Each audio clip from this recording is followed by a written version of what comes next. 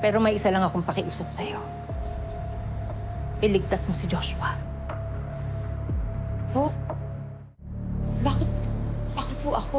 Hindi ho pwede. Pinalayo ko na ho si Joshua sa akin. Bakit ho ako yung magliligtas sa anak ninyo? Ruth, alam ko na sa'yo lang siya sasama. Ikaw lang ang makakapagpasunod sa kanya.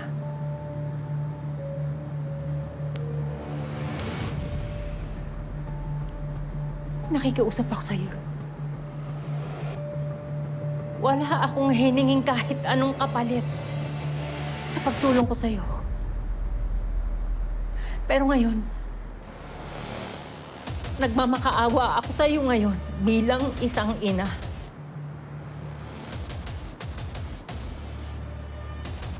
Ilayo mo si Joshua kay Gaspar. Iligtas mo siya.